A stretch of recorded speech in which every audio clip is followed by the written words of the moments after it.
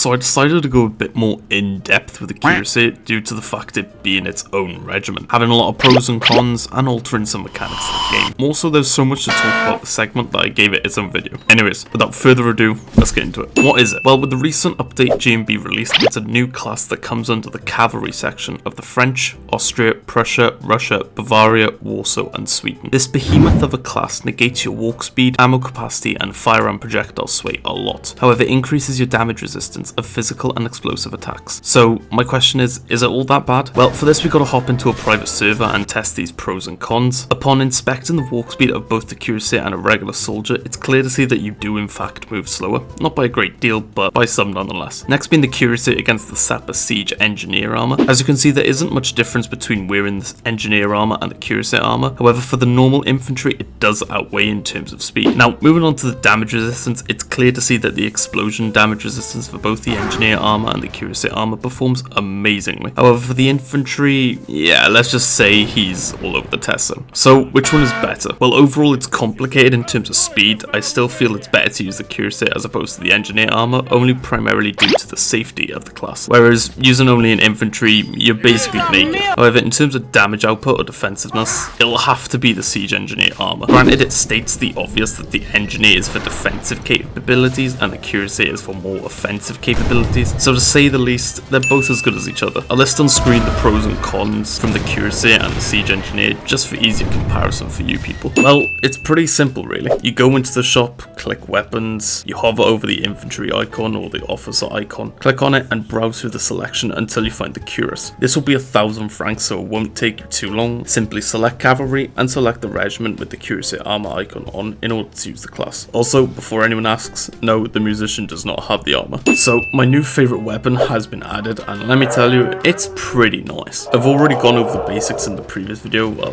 leave a link for it here. However, let's dive a little more in depth. I won't be comparing this to the pike, primarily because I don't feel the need to in this video. However, the Spontoon deals 30 damage, has a 0.5 second swing rate, a penetration of 3, a max distance of 9, with a 2.3 times headshot multiplier. So what makes this unique? Well, combine this 30 damage with a 2.3 times headshot multiplier and you're dealing 69 damage to the head. Now, whilst that doesn't seem much, you're forgetting it's the pike's bigger and better brother, meaning you can use the same jump headshot strategy and nearly insta-kill most enemies without dealing a measly 30-second jab every 0.5 seconds. As well as dealing damage though, the Spontoon has a new ability called holdfast. Now this ability will create a green semi-transparent box around the officer to activate it, and once inside the box, you'll need to wait momentarily before you start to crouch. Once you've crouched, this is when the ability truly shines, as an infantry with a pike, musket bayonet, or a Spontoon within the box will be able to insta-kill any enemy. And in case you're wondering, yes, this also applies with the new Cuirassier as well. Now, it is recommended for the officer to stay still, as the green box will move with the officer for the duration of the ability. By the way, I found through testing that the hold fast ability lasts for 20 seconds, meaning you can insta-kill zombies for 20 seconds basically. Also, just wanted to quickly point out, when the officer does use the ability, they will not be given the insta-kill effect. Any officer that has initiated the effect will not be granted the buff. However, any officer that is nearby will be given the buff if they have a Spontoon. To make matters even better, it also provides a 33% resistance to physical attack and explosions, except your own obviously. This happens when you're within the square, so you're resistant and you can insta-kill. Only bad side is, you can't move. So I'm not going to say by fact this is the best way to use the Cuirassier, as the comment section will literally be flooded with opinionated facts. So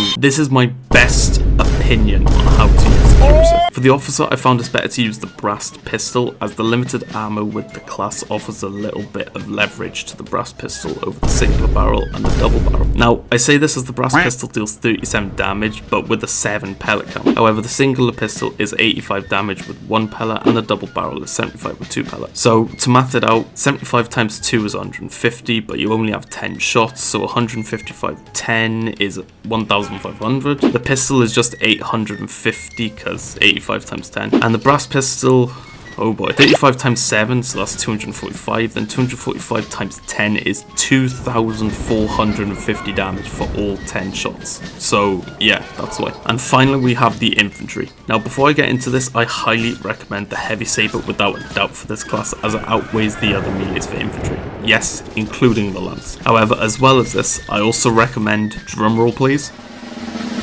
The rifle. I'm not even joking. The hate towards this gun is justified, however, it actually has a use now. So, why mention this firearm as opposed to any other option? Well, the same reason for the brass pistol. You're limited to 10 ammunition, so you have to find the best weapon for DPS. And the rifle outweighs it. The penetration of 15 and the damage of 195 combined with the accuracy makes it the ideal weapon for making short work of enemies all lined up. Granted, it's a good sniper bomb also. Now, before you decide to go watch 2-4's video on why the rifle is bad, because believe me, it's worth a watch, honourable mentions will be the carbine, air rifle and musket, primarily due to the player choice, or if they want to stun enemies. But anyways, that's it from me. Thanks for watching, and I'll speak to you in the next one. Bye.